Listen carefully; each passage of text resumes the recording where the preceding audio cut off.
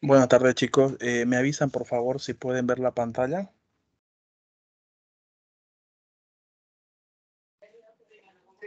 Sí, se ve, doctor. Buenas tardes. Listo, muchas gracias. Antes de poder pasar, creo que ya la mayoría se encuentra en línea ahora. Antes de poder pasar a la clase que nos corresponde a hoy día, hablemos acerca del parcial del día miércoles, ¿ya? Creo que implementar todos los temas con ustedes del tema número 1 es bastante. Y no me aparto del lado de que son temas no difíciles, pero son temas complejos, porque todo llega a la misma cosa, entonces todo llega a la investigación de moléculas. Entonces quedemos de acuerdo de que el parcial el día miércoles va a ser del tema número 6 hasta el tema número 10, que es hoy día, del tema del día de ahora. Entonces nos quedamos con esos 5 temas, por favor, ya el 6, 7, 8, 9 y 10. Y todo lo que es de laboratorio, todo lo que hemos avanzado, porque no es nada complicado. Puede que algunas preguntas se vuelvan a repetir del primer parcial. ¿Cómo va a estar distribuido el examen de esta vez? Van a ser las primeras 13 preguntas, todo lo que es teoría, y las otras 12 preguntas van a ir lo que corresponde al laboratorio. De igual manera también cada respuesta va a tener un punto de equivalencia, ¿ya? Entonces, y porque seguimos jugando 25 puntos en el examen en este segundo parcial, ¿ya? Así quedamos. ¿Me entendieron bien? ¿Me escucharon?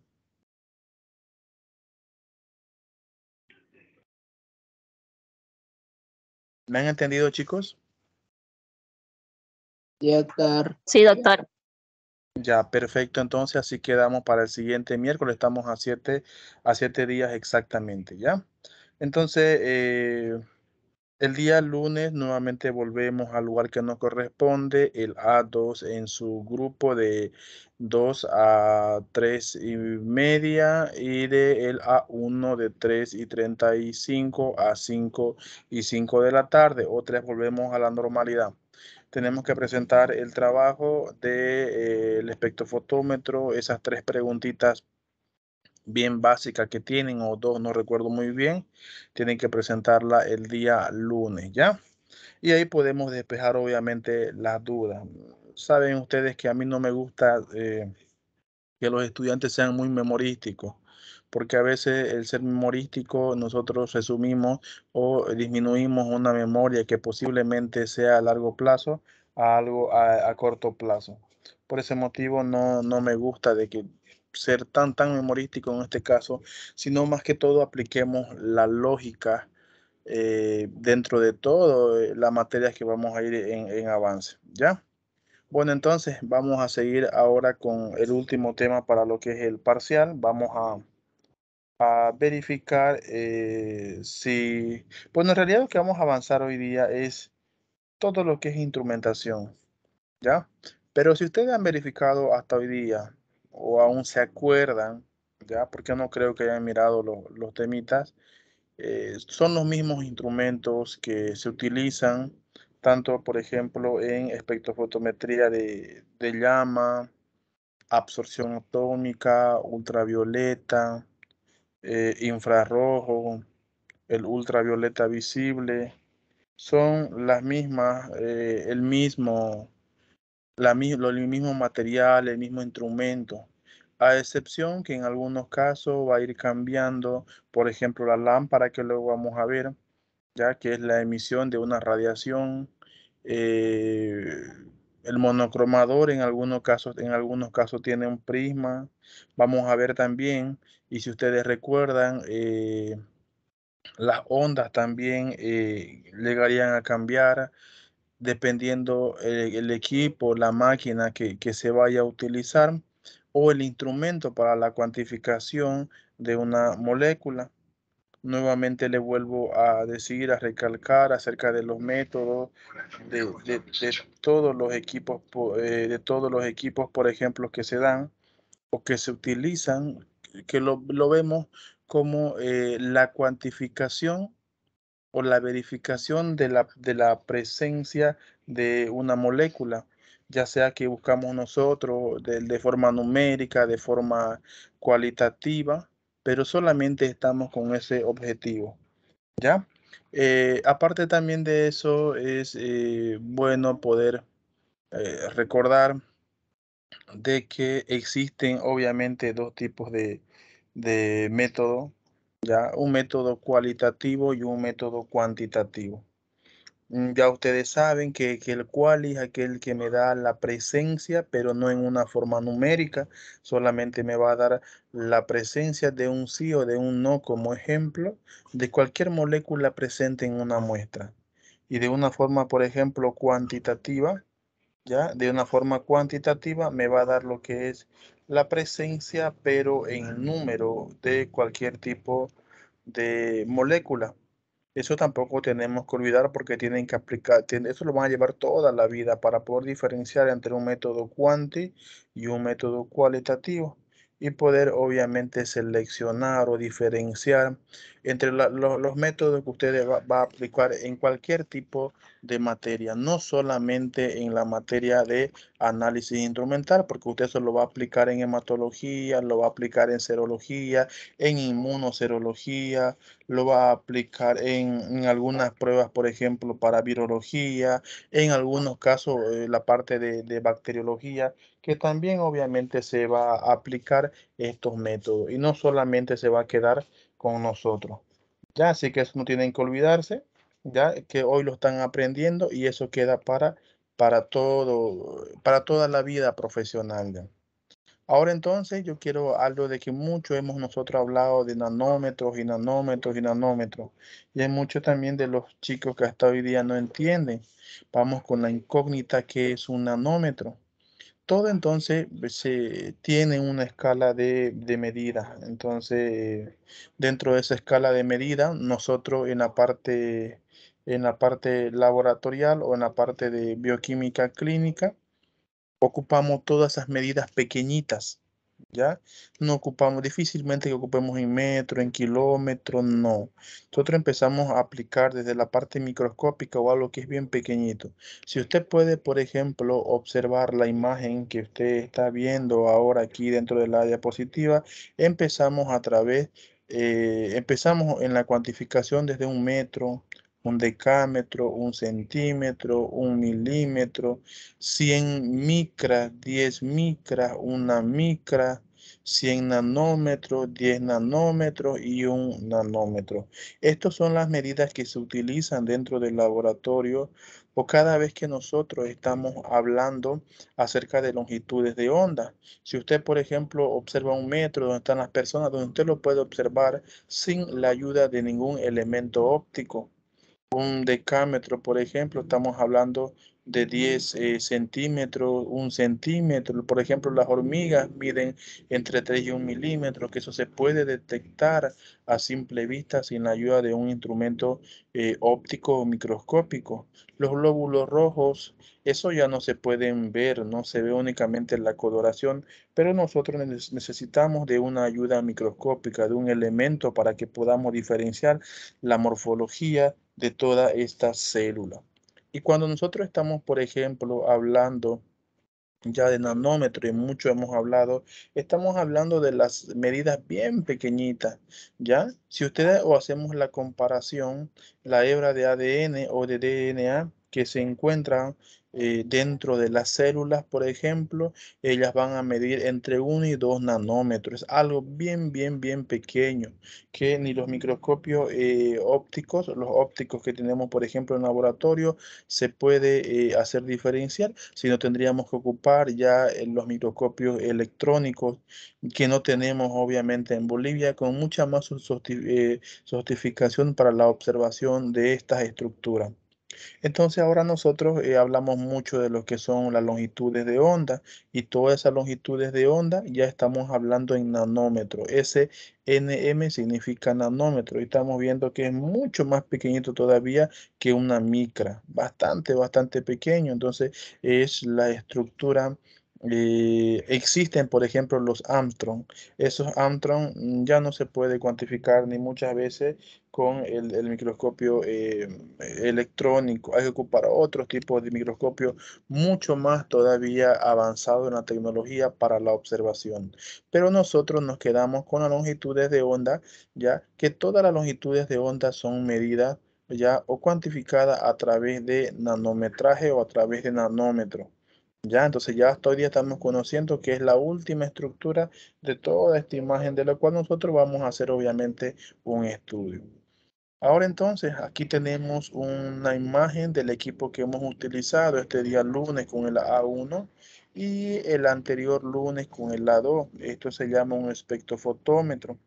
Y como le dije, una espectroscopía, por ejemplo, que ya sea de luz ultravioleta, que sea de infrarrojo, que sea el común, nomás la espectroscopía común, el más sencillo que estamos utilizando, el espectrofotómetro y todos esos elementos lleva lo mismo, porque aquí hemos colocado nosotros en una celda, porque tenía una celdita, colocamos una cubeta, que la cubeta era de plástico, ya, y hemos empezado a hacer a través de las longitudes de onda, que eran en nanómetros, para saber la presencia de las moléculas. Y esas moléculas obviamente se manifestaban a través de los humanos por un cambio de color, que es ahí donde hemos hecho las proteínas, las albúminas, el colesterol lo hemos hecho con algún grupo, el triglicérido. Puede también existir, por ejemplo, el ácido úrico. Bueno, y un sinfín de pruebas que se pueden obviamente hacer a través de estas técnicas de colorimetría. También les había comentado que estos equipos podemos nosotros hacer la cuantificación, y lo van a ver en análisis clínico cuando lleven con el licenciado Eduardo, de que hay también pruebas que son cinéticas. Esas pruebas cinéticas no ven un cambio de color, no van a ver ustedes ese cambio de color porque es cinético, ¿ya? Pero ustedes van a poder cuantificar la presencia de las moléculas, nuevas moléculas que se han formado para la detección de cualquier tipo de elemento, en este caso, como somos nosotros, estudiantes de bioquímica, de moléculas que se han generado dentro del cuerpo o algún tipo de elevación, ¿no? Pero no solamente esto se limita a hacer ese estudio de esas moléculas, porque también se limita a hacer estudio de muchas moléculas más, no solamente de glucosa, colesterol, perfil hepático, cardíaco, perfil renal y todas esas moléculas, no. Se dedica a hacer un estudio amplio. Entonces, no únicamente esto se va a quedar como límite de ese encierro y pensar que solamente hacemos eso. Entonces, los instrumentos que se van a utilizar en este estudio de absorción o emisión atómica, porque también hemos visto nosotros una emisión atómica de una radiación electromagnética, ya como función de la longitud de onda, son llamados o son los espectrofotómetros, o también son los espectrómetros, o los espectrómetros. Entonces son también así conocidos de esta manera, ¿ya? Ahora entonces vamos, un momentito, por favor.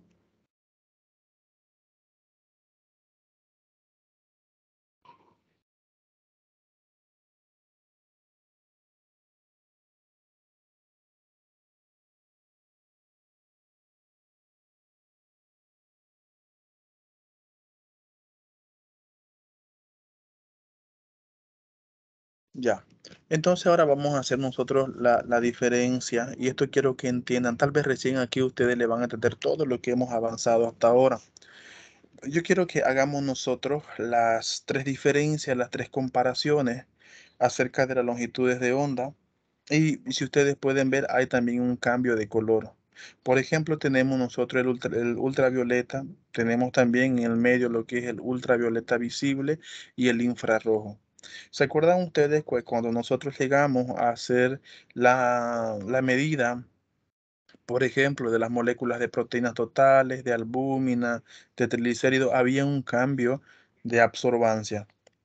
Ese cambio de absorbancia nosotros no nos lo podíamos inventar, eso ya venía directamente en el prospecto, ya de cada analito a investigar, eso ya no lo estaba dando directamente el reactivo, porque eso a través de la investigación ya se estandarizó y eso no puede cambiar.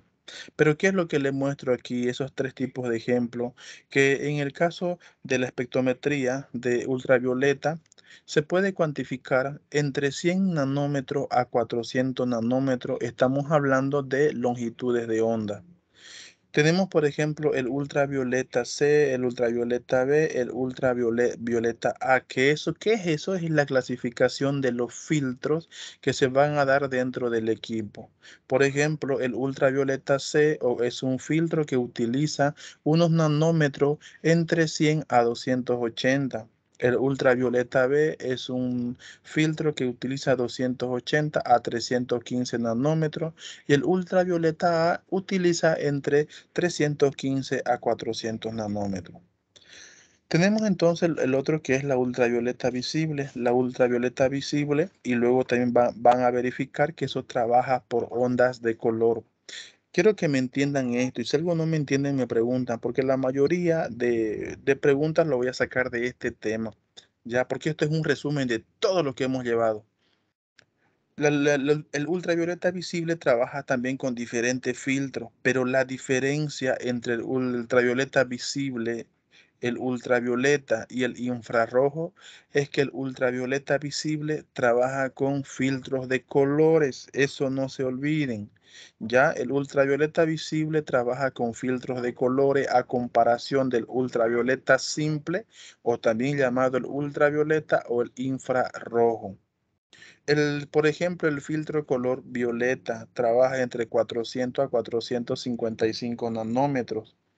El, el filtro color azul trabaja entre 455 a 490 nanómetros. El filtro verde, ya, que solamente se le llama verde, pero no es porque sea un filtro así bastante pronunciado del color verde. Ya no es por eso, hay que tomar en cuenta también. El amarillo trabaja con 570 hasta 590 nanómetros. El anaranjado trabaja entre 590 hasta 620 y el rojo trabaja entre 620 a 780 nanómetros. El infrarrojo está trabajando con filtros de 780 nanómetros hasta 1 milímetro, ya hasta 1 milímetro en lo que se refiere a ondas. El infrarrojo A trabaja en lo que es 780 hasta 1400 nanómetros. El infrarrojo B trabaja desde 1400 a 3000 nanómetros y el infrarrojo C trabaja de 3000 hasta 1 milímetro. Ahora, ¿yo cuándo voy a saber el tipo de filtro que voy a utilizar para la cuantificación de una molécula o verificar si una molécula está presente? ¿Ya? Eso nos lo van a decir los reactivos, sí, pero también usted tiene que tener como conocimiento, ¿ya? De que usted va a elegir los filtros. Los filtros es la fuerza que va a ir de este haz de luz para poder traspasar ya todo ese líquido y ver la concentración de molécula. ¿Eso de qué depende? Depende de cuán grande es la molécula que usted va a investigar. Por ese motivo nosotros cuando utilizamos, por ejemplo, y todos recuerdan que cuando nosotros utilizamos para la cuantificación de glucosa, ocupábamos un filtro bastante bajo. Estamos ocupando un filtro de 340. Pero si cuando nosotros medimos, por ejemplo, la presencia de albúmina, ocupamos un filtro bastante alto, que fue 625. Para las proteínas ocupábamos 540. Para el triglicérido ocupábamos 420. Entonces, ¿eso de qué depende? Depende de cuán grande es la molécula para hacer la cuantificación de esa molécula que se encuentra en un disolvente o en un solvente también, que luego vamos a conocer qué es eso. ¿Ya? Entonces, hasta aquí no hace falta que ustedes se graben todos esos filtros, pero quiero que se queden claro esto, que la diferencia entre ultravioleta, ultravioleta visible e infrarrojo, ya es que el visible utiliza filtros de colores, los otros no. ¿Ya? Entonces estos filtros van a estar incrustados obviamente en las máquinas, en estos equipos, en estos espectrofotómetros, en cualquiera que vaya a ser la marca, el tamaño, la procedencia para la cuantificación de cualquier analito. Y ya le dije, no solamente nos podemos medir esos analitos ya mencionados, porque podemos medir nosotros presencia de aluminio, de bromo, de cloro. Hay también equipos que nos hacen los test de alcoholemia también por espectrofotometría. La PCR, por ejemplo, la proteína C reactiva, que no es la PCR en tiempo real, esa es otra cosa. Medimos también lo que son los ASTO, o también una prueba que se llama antiestreptolicina O. Medimos también el factor reumatoide, que son pruebas que se utilizan en laboratorio, pero también utilizan otro tipo de elementos para la cuantificación de esos analitos que se encuentran dentro del cuerpo humano.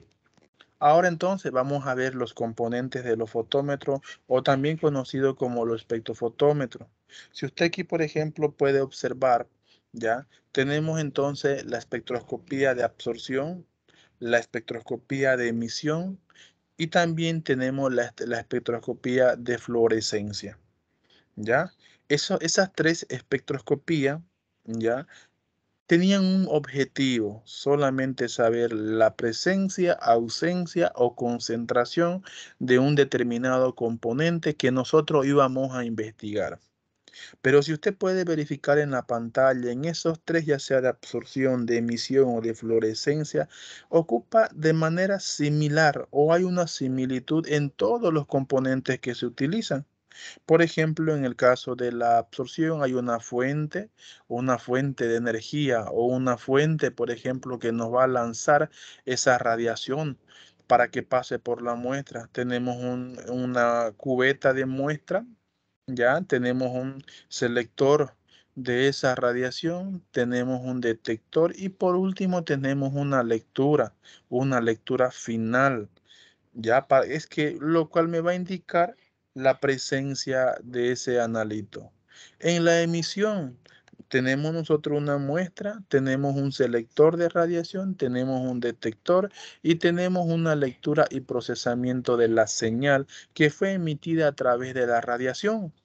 Y la fluorescencia también tengo una lámpara o un cátodo que voy a utilizar a través de la muestra. Tengo lo que es un selector de radiación, tengo un detector y tengo una lectura, ¿ya? De esa radiación que es emitida y obviamente el equipo lo va a aceptar con un número, con una cuantificación. Ya, entonces hasta aquí queremos no que todos los equipos que pertenecen al grupo de la espectroscopía llegan el mismo mecanismo. No me interesa si, por ejemplo, en la emisión primero va la muestra. No sé, es lo mismo si usted verifica y hace la comparación. Todos tienen lámpara, todos tienen una celda para muestra, todos tienen un detector y todos tienen un receptor de la radiación que me va a dar obviamente un valor del analito que yo voy a hacer la investigación. Pero ¿cuáles son los componentes esenciales de un espectrofotómetro? Tenemos, como usted ya había visto, una fuente estable de energía. Algo es una fuente que me va a emitir dependiendo los nanómetros de una energía, si es ultravioleta, por ejemplo, si es de fluorescencia, si es a través de un magnetismo, por ejemplo, a través de la espectroscopía magnética nuclear. Luego también tiene un sistema de lente, espejo y abertura. Que esto lo que van a hacer es poder definir. Pero usted aquí es el que usted va a elegir los nanómetros que usted va a utilizar en ese momento por el cual la radiación va a ser emitida. ¿Estos dónde están? ¿Dónde están este sistema de lentes, sistemas de radiación? Están en un equipo que se llama, no un equipo, una estructura que se llama el monocromador. Y luego vamos a ver cada uno de ellos. Luego también tenemos un componente, ya sea transparente, cuando estamos hablando de un prisma, que luego vamos a ver paso por paso cada uno de ellos, ¿ya? Para ver el desvío, obviamente, de la transmisión y dependiendo los nanómetros que vamos a utilizar nosotros como una luz para que pueda pasar directamente por la muestra. Luego tenemos un detector, algo que va a aceptar esos rayos que se han desviado, ¿ya? Y lo va a cuantificar, lo va a demostrar. Y por último tenemos nosotros un digitalizador o un sistema amplificador que hace que se produce una señal eléctrica. Y en último caso, como número 6 tenemos una lectura final. Estos equipos también es así como cuando yo les había hablado, no recuerdo si les había hablado, de que todo proceso, de que todo procedimiento en un laboratorio no específico, puede ser clínico, bromatológico, de alimentos, puede ser de investigación, puede ser que sea un laboratorio cosmético, farmacéutico. Todos esos laboratorios tienen que pasar por tres tipos de fases, una fase preanalítica, una fase analítica y una fase postanalítica. Entonces, ese procedimiento tiene que pasar por esas tres fases. La fase preanalítica no es más que la recolección de muestra, que si usted falla se va a llevar un 80% de error en el caso de que haya un fallo. La fase analítica es el procesamiento de una muestra. Si usted se equivoca en algo, eso le acierta entre los 100% de los errores que se dan, se lleva el 15%. Luego también tengo la fase post-analítica o la fase de validación de un resultado, que eso se lleva el 5% de todos los errores, del 100% de los errores. También la máquina tiene un procedimiento, una fase preanalítica, una fase analítica, donde va a ser todo el proceso de la detección de una concentración de X analito y por último la detección o el lanzamiento de señal de qué fue lo que encontró dentro de todo ese elemento. Y aquí entonces está, ¿no? No le voy a preguntar esquematice, pero hay que grabárselo por lo menos esos 5 o 6 pasos que se han dado dentro de toda esta parte de espectroscopía, porque hasta aquí estamos acabando ya de ver todo lo que es la espectroscopía, luego llevamos absorbancia, llevamos transmitancia, la ley de Lambert-Beer, llevamos lo que es la nefelometría y todos esos elementos que se van a asimilar a esa técnica, pero no son igual. Entonces, esto como resumen tiene, por ejemplo, una fuente de luz. Esa fuente de luz o esa lámpara va a depender del equipo que usted va a utilizar, del equipo que usted quiere utilizar, del equipo que usted seleccionó para poder trabajar. Tenemos un colimador. Ese colimador también se llama o se toma como espejo. Ese monocromador que está desde el colimador hasta el selector de la longitud de onda. Todas esas tres partecitas se llaman monocromador. Por ese motivo yo le dije, el prisma, que es ese triángulo que emite un diferentes tipos de colores, se encuentra dentro del monocromador. Luego tenemos la solución. Esa solución es la mezcla ya de la muestra. Porque usted sabe que la solución no es más que la unión entre soluto más solvente. Eso es solución. Entonces, si usted puede verificar, hay un paso de haz de luz dentro de esa muestra. Tenemos otra máquina que es el detector porque me está detectando esa radiación que se ha emitido, ese desvío que las moléculas han hecho dentro de esa solución a estudio. Y por último tenemos una pantalla digital o un digitalizador que me va a demostrar entonces la presencia o la concentración de ese analito que se ha estudiado. Hasta aquí entonces quiero que usted sepa y que usted entienda que estos son las 6 estructuras, ¿ya? Que comúnmente llevan como similitud todo lo que se refiere a la espectroscopía. Cualquier equipo que usted ocupe, que ya les mencioné, ya es lo mismo, va a llevar el mismo mecanismo de acción, va a llevar eso. Entonces eso no va a haber un cambio. Puede que haya un cambio en el generador de luz, en la fuente de luz. Puede que sea, por ejemplo, un cátodo, puede que sea una lámpara de tungsteno, puede que sea que ocupe otro tipo de material para que nos dé esa fuente de luz, pero todo va a pasar por lo mismo. Va a empezar por una fuente de luz y por último va a acabar en una pantalla digital. Ahora entonces vamos a ver cada uno de ellos, de estos 5 elementos. Tenemos nosotros lo que es la fuente de radiación. Esa fuente de radiación, ya usted como vio, es un material que lo que hace es emitir una luz. Emitir una radiación por diferentes amplitudes de onda, ya sea mayor o menor, con un gran o menor voltaje. ¿Eso de qué depende? De la molécula en estudio. Y otra vez le vuelvo a decir, usted cuando hizo la albúmina, usted utilizó una absorbancia, no, una longitud de onda, mejor dicho, de 625. Cuando usted, por ejemplo, cuantificó glucosa, ocupó 340. De 340 hasta 625 es mucha diferencia. ¿Eso quién lo dijo? ¿Usted lo inventó? No, eso ya venía prescrito, ya venía dicho en la técnica que se iba a utilizar para hacer eso. Entonces, ¿y eso por qué será? Eso se da por la concentración, por el tamaño de las moléculas que se han formado dentro de eso, dentro de esa solución a estudio. Una fuente de radiación ideal sería aquella que emite un espectro de igual intensidad sobre la región de interés. Sin embargo, la intensidad de esta varía con la longitud de onda, obviamente con la longitud de onda que usted va a poder elegir, que usted va a seleccionar para hacer un estudio de muestra. Y aquí, por ejemplo, en la imagen, usted bien en el centro va a verificar de que tenemos la ultravioleta visible, por ejemplo, tenemos el infrarrojo, tenemos el ultravioleta simple y por todos los nanómetros que van utilizando para hacer un estudio. Entonces, eso es lo que se va viendo para hacer lo que es la investigación de cualquier tipo de muestra que se va a hacer en laboratorio.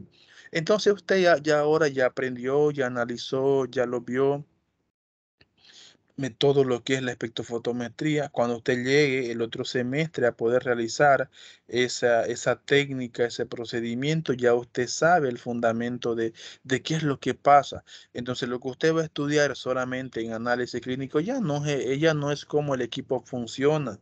Lo que usted va a estudiar es por qué motivo se formó un color rojo, qué tipo de molécula se formó, por qué motivo se formó un color amarillo, por qué motivo se formó un color azul, ya como en el caso del magnesio, por qué motivo se ha formado un color morado, con el caso del calcio. Y bueno, en fin, un sinfín de analitos que usted va a poder diferenciar. Pero usted ya no va a ver, el equipo hace tal cosa, porque usted ya lo aprendió en análisis instrumental. Entonces, lo que usted solamente va a hacer esto y va a estudiar clínica. ¿Cuándo se sube? ¿Cuándo se baja? ¿Para qué me sirve? ¿Y en qué momento van a ver los posibles errores dentro del laboratorio? Y cómo se interpreta un análisis clínico. Y eso lo va a usted a aprender en análisis clínico 1, que obviamente va a llevar el siguiente semestre. Y aquí entonces nosotros pues tendríamos que hacer la selección. ¿La selección de qué? De las longitudes de onda. Y esas longitudes de onda, ¿cómo se cuantifican? Cuidado que no preguntemos en el examen a través de nanómetros. Nanómetros es la pequeña fracción, el última fracción que puede ser detectable a través de un microscopio electrónico. Y si usted, por ejemplo, puede ver, tenemos, por ejemplo, el ultravioleta, el simple, ¿ya? Tenemos el UV visible, tenemos el infrarrojo y todo esto que usted puede verificar son longitudes de onda. Hay algunos que abarcan mucho más longitudes de onda, otros, por ejemplo, que están abarcando menos longitudes de onda. Y eso hay que seleccionar también, porque obviamente si usted trabaja en una industria farmacéutica, por ejemplo, ¿ya?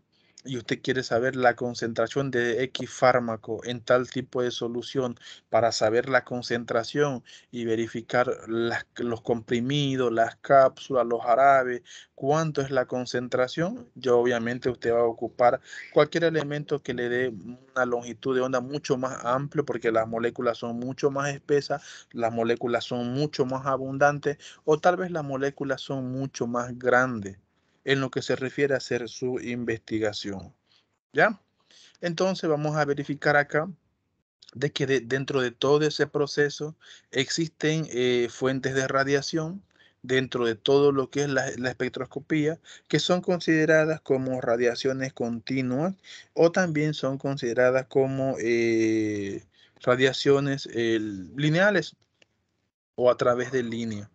Cuando estamos trabajando, por ejemplo, a través de un espectro continuo, si usted puede verificar en la imagen, estamos directamente hablando nosotros de la molécula que ha venido una radiación y estamos trabajando directamente con los filtros y no estamos de manera que no hay desvío. Eso es continuo. Cuando estamos hablando de una radiación lineal, quiere decir que al chocar con las moléculas en estudio va a ser un desvío. Aquí tenemos, por ejemplo, dos. Hay uno que me ha dado de manera lineal de absorción y otro tenemos de manera lineal de emisión. ¿Dónde ha chocado para hacer ese desvío? A través de las moléculas, ¿no? O unas moléculas volátiles que estaban en presencia de gas, porque también usted ya aprendió de que no solamente,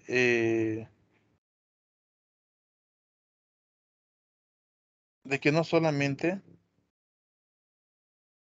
eh, va a estudiar una molécula que se encuentre en un medio líquido.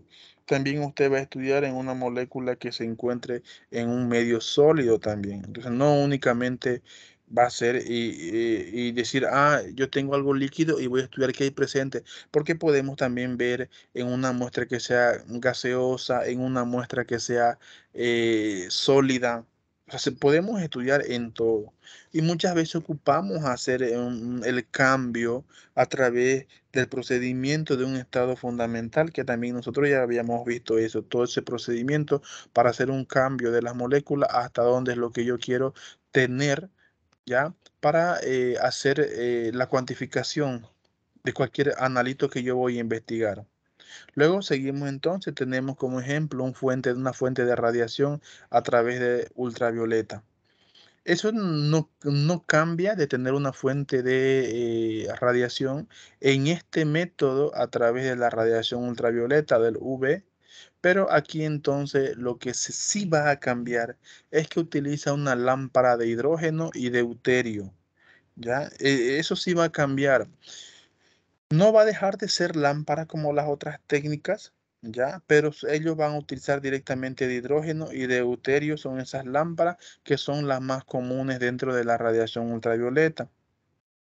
Porque estos, por ejemplo, son elementos que no son bastante fuertes, no son fuertes, pero son resistentes a la radiación que se va a utilizar.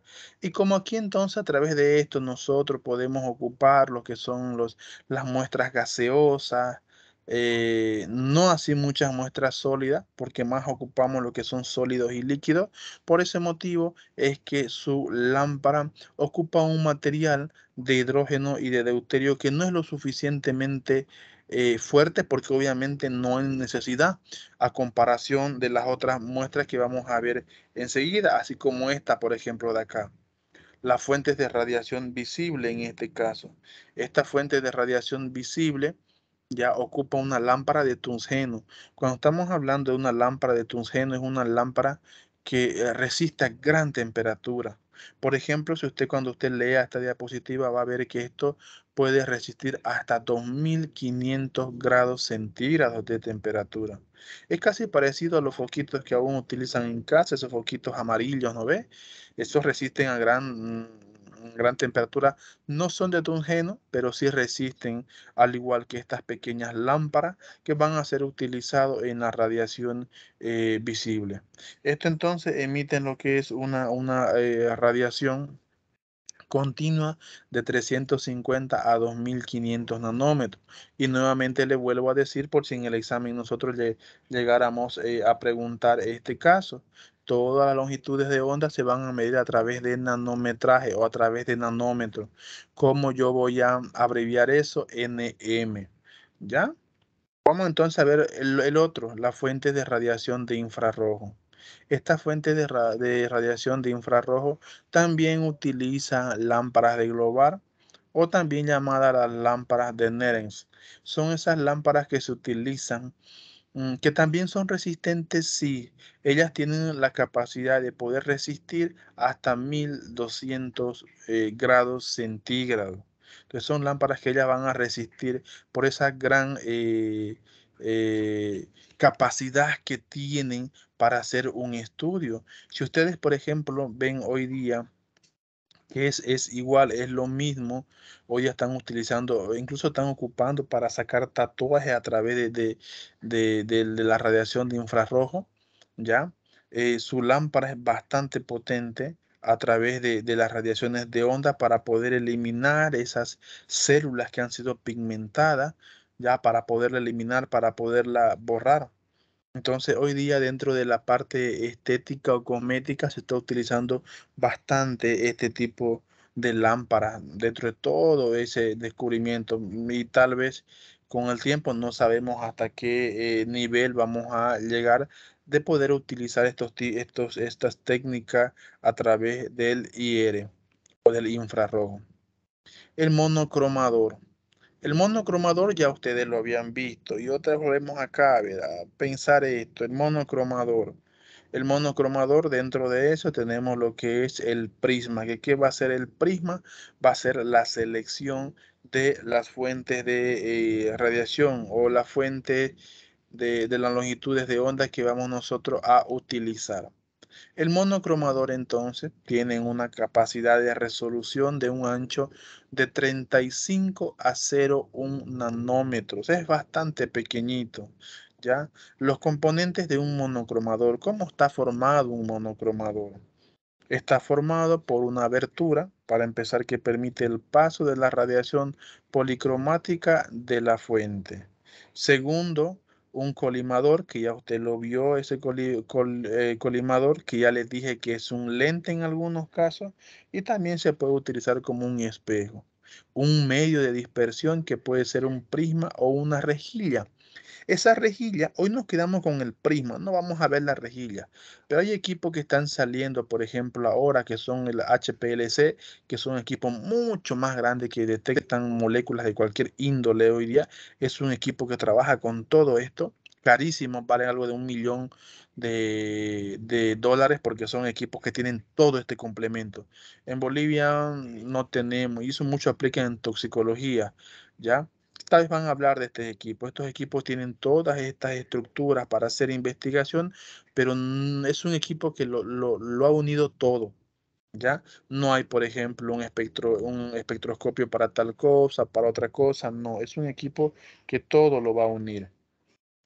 Luego entonces tenemos lo que es un lente de enfoque que usted ya ha visto también, ya lo vio un poquito, luego lo vamos a ver con mayor calma y luego tenemos una abertura o salida de la longitud de onda que se ha emitido.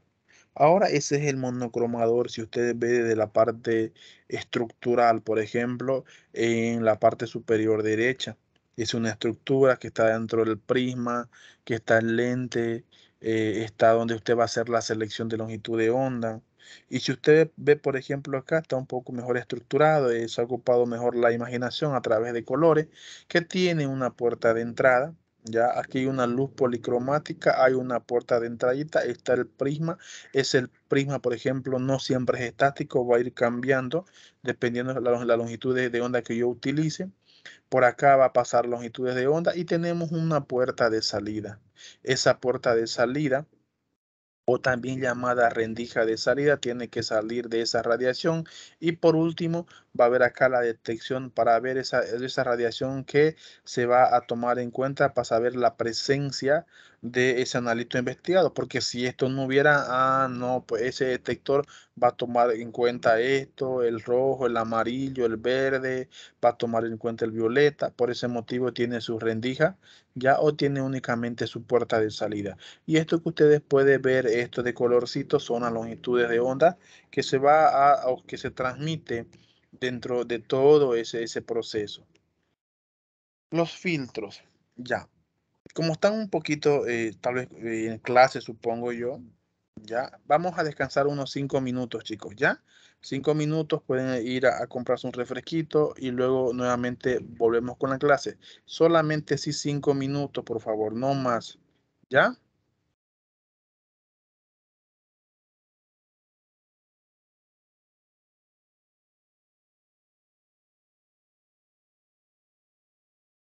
Tienen 5 minutos, por favor. Ya, doctor, gracias.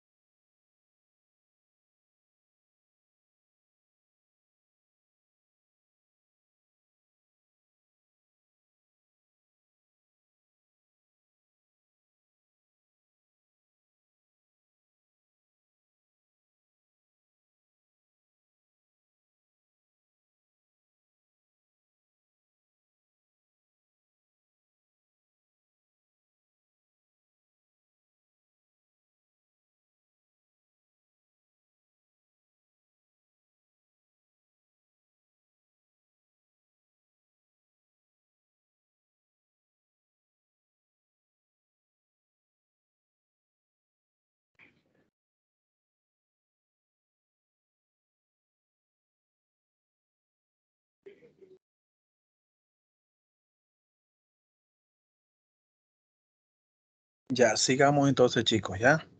Supongo que porque están en línea o dentro de la aula, supongo que están entendiendo y todos están escuchando. Vamos entonces a ver acerca de lo que son los filtros. Los filtros ya les dije, ya les había dicho anteriormente, de que los filtros, su medida es a través de nanometraje o a través de nanómetro. Si usted puede verificar dentro de lo que hay una imagen, ahí encontramos un prisma. Dentro de ese prisma van a pasar o se va a diferenciar el filtro ya seleccionado. Aquí para que usted pueda entender es un prisma que contiene filtros de colores, que es el visible, hay varios colores y ya usted sabe de que cada color también tiene un tamaño de filtro dependiendo para la molécula que yo voy a utilizar.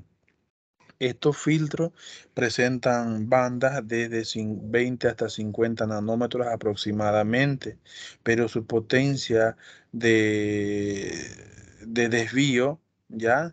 Ya ustedes saben que empezamos desde los 300 hasta más todavía de los 1000 e incluso más de 3000 cuando los equipos son bastante grandes y nosotros queremos hacer el descubrimiento de una molécula pesada.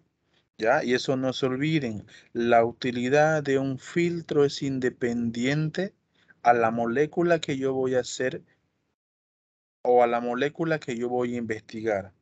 ¿Ya? Eso no se olviden, por favor. Ya saben que es por nanómetro y yo voy a escoger los filtros dependiendo de la molécula que yo voy a utilizar. Los prismas. Los prismas, como claramente el nombre lo indica, es un cristal, ¿ya? Es un cristal que lleva, por ejemplo, forma prismática, de ahí viene el nombre de un prisma, ¿ya? En algunos casos cambia el material por el cual están hechos. ¿Ya? Ellos van a girar porque no son estáticos como les había dicho. Pasa una longitud de onda, como usted puede verificar, que no presenta colores a longitud de onda y hay un desvío. Es como cuando usted muchas veces coloca un cristal hacia el sol o a una luz. Usted va a verificar que por donde vienen los haz de luz no hay un color, pero cuando pasa al lado siguiente hay una presencia de un color. Algunos pueden ser verde, naranja, azul, los rojos, igual también son los prismas. Pero la diferencia de que estos prismas o este prisma de cristal ya viene con una intensidad de longitud de onda que usted ha verificado y que obviamente le va a servir para hacer una investigación del laboratorio. Para, por ejemplo, el ultravioleta, ya pueden ser utilizados prismas de sílice o también pueden ser utilizados prismas de cuarzo. Para el visible infrarrojo pueden ocupar un prisma de vídeo ordinario, como le había dicho, ¿no?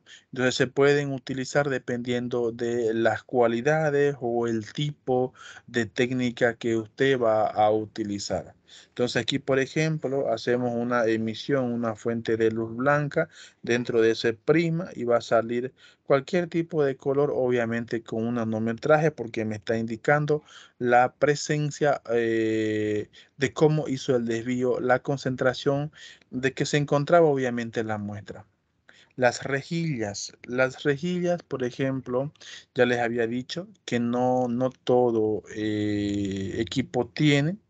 Ya son los equipos nuevos de alta tecnología y también les di como por ejemplo el HPLC que se ocupa mucho en el área de toxicológica porque ahí hacen bastante investigación. Investigación en cadáveres, muertes de cadáveres, ven, por ejemplo, las moléculas tóxicas que se encuentran en un ambiente y todas esas cositas para hacer una gran detección.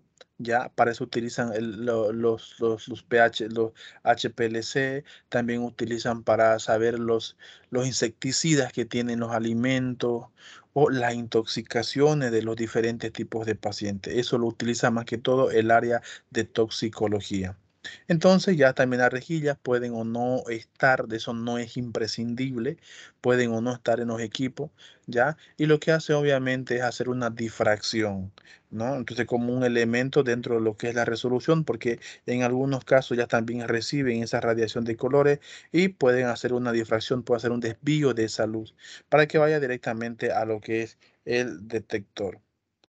Los lentes y los espejos, esos lentes y esos espejos que se pueden utilizar, ya obviamente son lentecitos o son espejos, ya también considerada como colimador, ya que es enfocado directamente a los lentes o un espejo, puede también que ser lente o un espejo, pero no deja de ser un colimador. El material de lente es un material transparente a la radiación que se va a utilizar. En el caso de un infrarrojo, utilizan lo que son espejos, ya que la mayoría de los materiales no son suficientemente transparentes a la radiación del infrarrojo y pueden causar significativamente pérdida de energía, ¿no? Y esa pérdida de energía que a veces pasa en todas las técnicas, en todos los equipos, se conoce obviamente como los índices de errores que van a tener, ¿ya? Entonces, eso aquí usted ha podido ver, ya que el haz de luz que se ha transmitido, tenemos lo que son los lentes, en algunos casos son espejos, para que eso pueda pasar directamente por la muestra que se va a investigar. Los recipientes a poder utilizar. Eso ya lo habíamos visto en laboratorio por 2 ocasiones. Cuando nosotros utilizamos el StackFact, por ejemplo, habíamos utilizado tubos de ensayo o también conocidos como tubos de hemólisis. Esos tubos de hemólisis ya son tubos bastante delgados que nos ayudan a que a retener la muestra. Pero si esos tubos son bastante gruesos como los tubos que utilizamos, los tubos comunes, no puede haber una penetración dentro de esa muestra, ¿ya? Y por ende entonces va a haber una capa muy difícil para que pase la radiación y por ello no va a haber una detección de moléculas fiable. En algunos casos se puede utilizar ya celdas de cuarzo, que es la que usted puede observar que está en el lado izquierdo de su pantalla. Son bastante gruesas, ¿ya? Pero hay que ver también el equipo que lo va a utilizar. Bueno, ya con la actualidad, la mayoría de los equipos que aún estamos teniendo, lo que son los espectrofotómetros, presentan celdilla así o cubetas como tenemos nosotros ahí en el centro. Esas cubetas que tenemos nosotros en el centro son las que hemos manejado el día lunes, también el anterior lunes, que tienen una parte que es transparente y otra parte que es opalescente. Esa parte que es opalescente o que lleva opalescencia es una parte que se utiliza para que usted pueda agarrar de ahí y si en caso quedaría la huella digital, ya no le va a afectar en el haz de luz que va a pasar para verificar la energía que ha sido absorbida y la energía que ha sido emitida por la misma muestra. Eso quién va a seleccionar en el caso de los espectrofotómetros, ya vienen las máquinas con su celda específicamente para hacer ese trabajo y si en caso usted va a trabajar con un espectrofotómetro, perdón, con un StackFact, que es, StackFact, que es un espectroscopio también que utiliza filtros de colores, ya usted ya sabe que tiene que trabajar con tubos de lectura o esos tubos delgados. Ya no va a trabajar con los tubos gruesos porque eso me hace bastante interferencia para nuestro estudio de las moléculas. Ahora entonces vamos a ver lo que son las muestras. ¿Cómo se trabaja una muestra? Solamente recordando lo que nosotros habíamos verificado y esto es para que no lo olviden dentro del parcial. Una muestra, si yo tengo una muestra sólida, esa muestra tiene que pasar dependiendo a la utilidad del equipo. porque si usted quiere saber la presencia de hierro de un determinado compuesto, por ejemplo, de galleta, usted tendrá que moler las galletas, usted tendrá que hacer secar esas galletas, pulverizar esas galletas y por último hacer una dilución o hacer una solución con un solvente adecuado para que ese equipo pueda verificar la presencia de átomos o moléculas que van a estar unidos al hierro. Como el hierro es el elemento a estudiar, y si tendríamos nosotros que estudiar, por ejemplo, el calcio, también es lo mismo. Si yo necesito saber la concentración de sodio que va a tener, por ejemplo, un Power, ¿ya? O una solución de Power, un refresco de Power, no hace falta. Si el equipo va a utilizar una muestra líquida, solamente es colocar nomás ahí a la celda y hacer la cuantificación. Si en caso son moléculas bastante pesadas, podemos nosotros hacer dilución, ¿ya? O en último caso, si la molécula no está en el estado que el equipo necesita, tendríamos nosotros que a llevarla con un disolvente para formar una solución. Entonces hay que ver, ¿no? Hay que ver cómo el equipo lo va a hacer, si el equipo le basta que sea volatilizado, si el equipo le basta que yo esa molécula la disocie, o esa molécula solamente se excite, o su límite sea que yo la vuelva a ionizar la molécula, que yo, por ejemplo, la vuelva a nebulizar, porque también la nebulización, que era el pase de una fase líquida a una fase gaseosa. Hay equipos que tienen que nebulizar las moléculas, se tiene que hacer para hacer la cuantificación.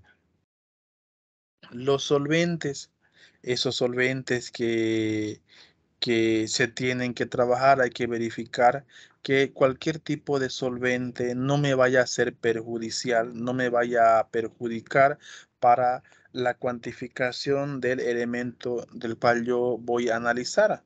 Porque, por ejemplo, si usted recuerda, cuando hacíamos nosotros lo que es el infrarrojo o hacíamos la espectro... resonancia magnética nuclear, ¿ya? Nosotros ocupábamos para poder investigar los grupos funcionales de las moléculas que estaban presentes en una muestra X. Y si la muestra es sólida y yo necesito colocarle hacerle una solución, necesito un solvente. Ese solvente puede ser un líquido, puede ser un sólido, puede ser un producto gaseoso, pero que no me vaya a perjudicar, que no me vaya a ser perjudicial para la muestra que yo voy a investigar. ¿Ya? ¿Y cómo yo voy a saber, obviamente, que ese solvente que yo voy a utilizar no vaya a tener una molécula que me perjudique? Porque, por ejemplo, si quiero saber la presencia de ácido etanoico en una muestra, pero yo tengo que hacer una dilución porque es muy concentrada, no puedo ocupar el etanol o el alcohol, cualquier tipo de alcohol que vaya a ser. ¿Por qué? Porque ese grupo funcional me va a ser perjudicial y las moléculas se disocian y van otra vez a volver a formar otro tipo de molécula. Entonces, esas moléculas que se han disociado y han formado, van a formar otro tipo de molécula y por ende me van a dar un producto que yo no desee y voy a tener como resultado un falso positivo. ¿Ya? Entonces, si voy a ocupar, por ejemplo, el éter de petróleo, que es también muy utilizado como solvente, ¿ya? Pero no en estas técnicas, porque usted lo ocupó en química orgánica, cuando usted cristalizó como solvente, ocupó el ácido clorhídrico, ocupó también el ácido nítrico, ocupó también el etanol, ocupó también el éter de petróleo, y eso usted recuerda, ya que usted lo utilizó para hacer cristalización. Pero aquí en estos equipos, para poderlo utilizar como un solvente como tal, no es recomendado porque ya lleva un grupo funcional. Y aparte de eso, se pueden formar nuevos productos mucho más dañinos todavía y va a ser para nosotros bastante dañino en este caso. ¿Ya? Vamos entonces a los sistemas de detección. Ya estamos por terminar, ¿ya?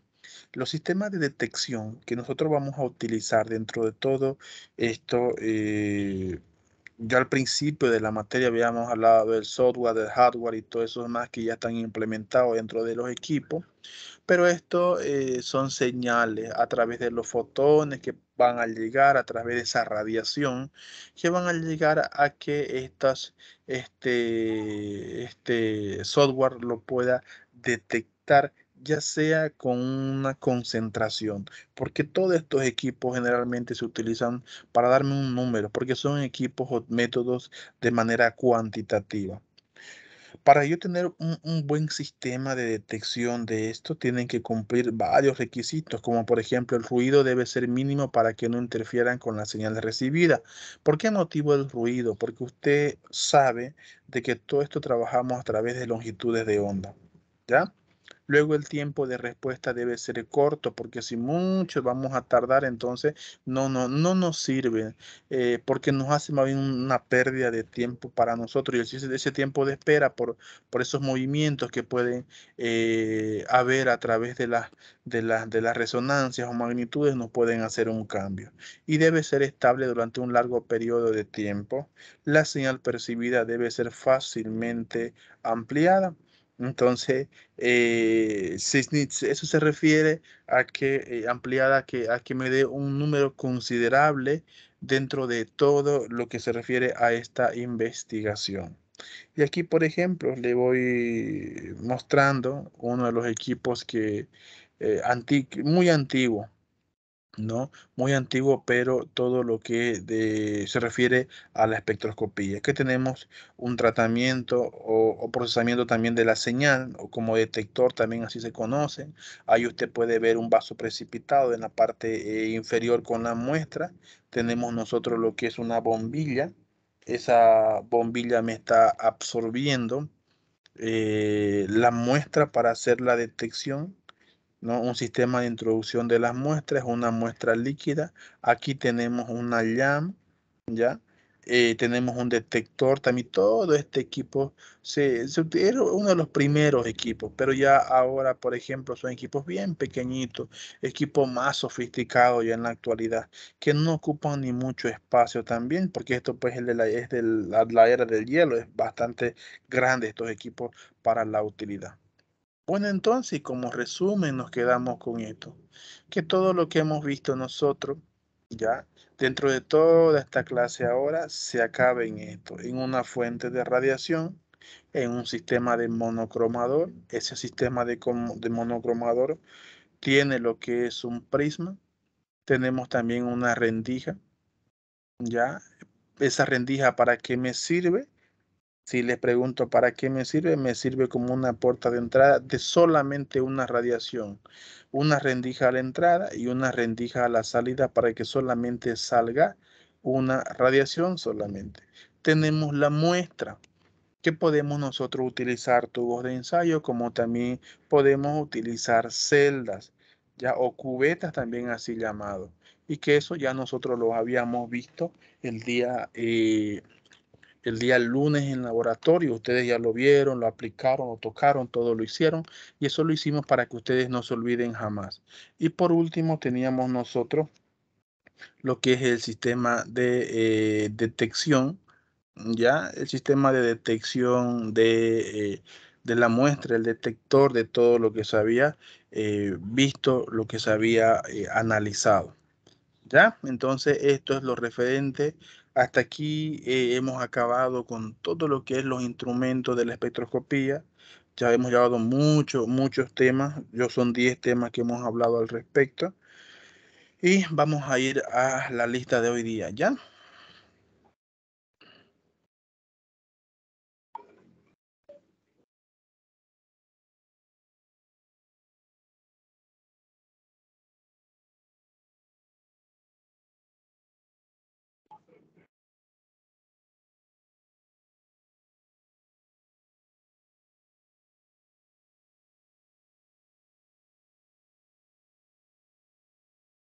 Ya, ustedes saben, chicos, de que esto de la asistencia también es un plus para ustedes, ¿no? Si a ustedes les falta algún punto, no pidan si usted no vino, no pidan que yo luego les colabore también a ustedes, porque saben que es obligación de poder asistir a las clases. Aceituno Murillo.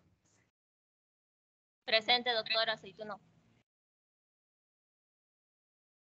Andrade Labardén. Presente. Antesana Moyano. Presente. Ávila Orias. Ávila Reyes. Presente. Alcázar Aguilera. Becerra Rivera. Presente. Cáceres Chaparro. Guara Vallejos. Camacho Raldés. Camacho Raldés. Campero García. Presente, Campero. Jorge Cruz. Presente, doctor. Luis Villa. Franco Araníbar. Presente, doctor. García Oriona. Presente, doctor. Llanes Barba. Presente, doctor. Tiniano Chávez. Luna Pedraza.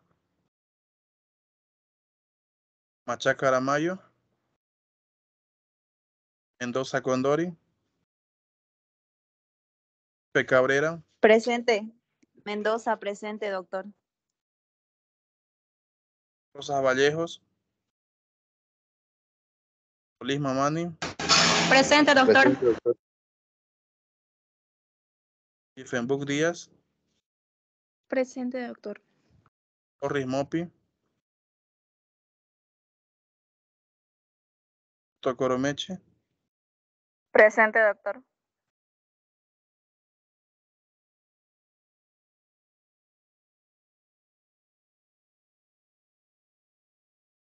Doctor, buenas tardes. Dígame. Disculpe, no estoy en su lista. ¿Usted de qué grupo es, niña?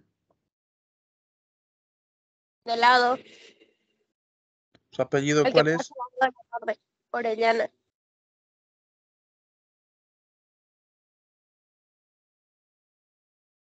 Ya, Orellana, búsqueme usted, por favor, el día lunes. Orellana Correa.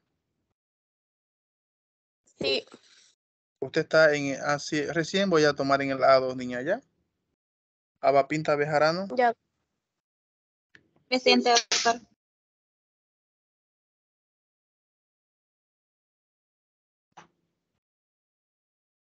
Almaraz Suárez. Presente, doctor. Calle Arellano. Presente, doctor. Ceballos. Presente, doctor. Peñas Tapia. Presente, doctor. Flores Retamoso. Presente, Gustavo doctor. Ferreira. Presente, Gustavo. doctor. Presente, doctor. Inda Valdivieso. Presente. Marqués Flores. Presente, doctor. Orellana Correa. Presente, doctor. Quesada Vallejos. Rojas Ramírez. Presente, doctor. Rob Suárez. Llanera Trujillo. Presente, doctor. Mamani. Anga Gutiérrez. Presente, doctor. Ortiz Uchani.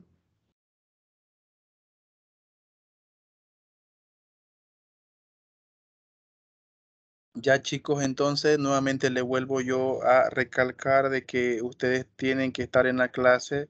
Si ustedes quieren que yo les ayude cuando les falte nota, vamos a ver eso el día miércoles con cuánto están entrando. Son 25 puntos que vamos nuevamente a jugar. Y ustedes saben que cuando ya nosotros no perdemos esto, porque ya vamos a jugar 50 puntos. y aunque usted tenga 3, 4 o 6 puntos, tiene usted que aspirar a los 40 del otro parcial. Y si usted pues no colabora, no viene a clase y es flojito y cosas así, entonces no esperen que yo también les ayude al final del semestre. Ya, yo estoy presto siempre para ayudarle en todo, pero también ustedes tienen que colocar un poco de su esfuerzo. Y siendo así, chicos, entonces nos vemos el día lunes en su horario que le corresponden, ¿ya? Que tengan buenas tardes a todos, muchachos. Gracias, doctor. Hasta luego, doctor.